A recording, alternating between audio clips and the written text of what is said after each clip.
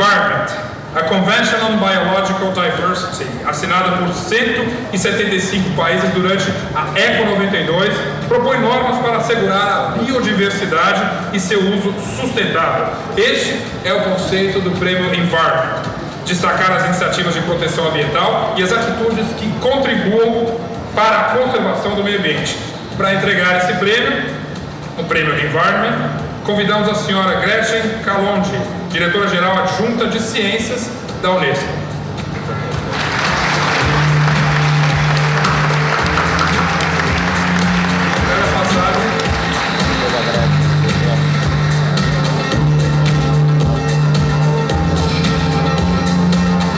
Mais de 70% da Terra, claro, todos sabem, todo mundo está aqui, sabe pelo menos, é coberta pela água. E o solo sob os mares é fundamental para manter o nosso planeta vivo.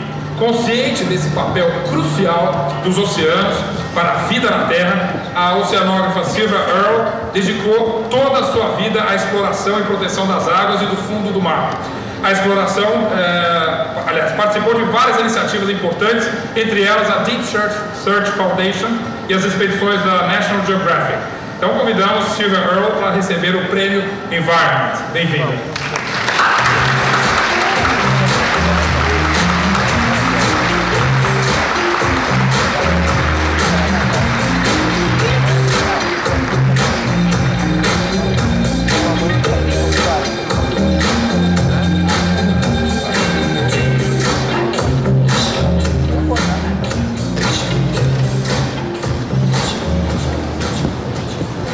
I am deeply honored to accept this award on behalf of the blue part of the planet.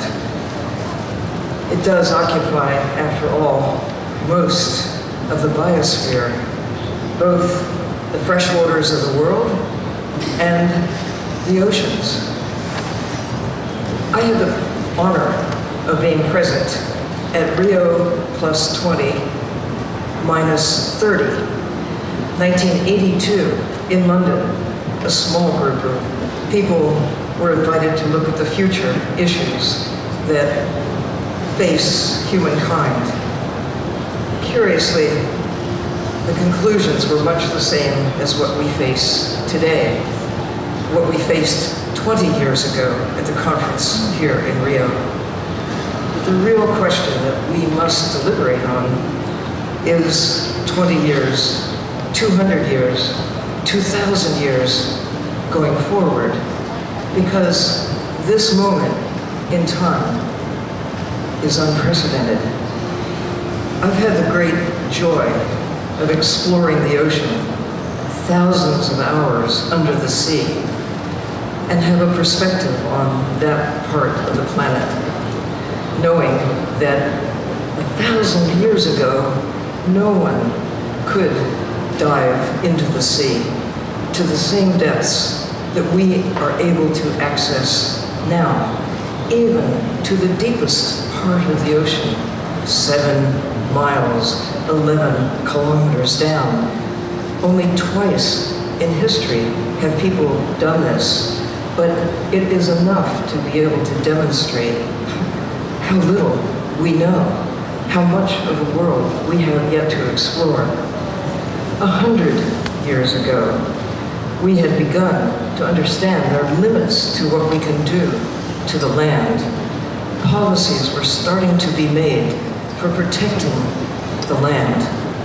We're at the point now, for the first time in history, that we realize we must do that for the ocean. When I was a child, people thought the ocean was so big, so vast, that nothing we could do could harm the ocean. We could take as much fish out as we wanted, we could put into the sea as much as we wanted, no problems, we thought. Now we know. The reason that this point in history is the sweet spot, that curious time when for the first time we know, and for the last time we have the power to take actions that 20 years from now will be too late, certainly 200 years from now, too late. This is the moment. To be able to share this moment with you is true honor. With Maurice Strong, who's been so much a part of the conferences of this magnitude that will shape the future, to reflect on about half the world that is beyond national jurisdiction, the high seas, this moment in time. If we fail to take care of all of the world, to treat the natural world as assets upon which all life depends, our future is bleak.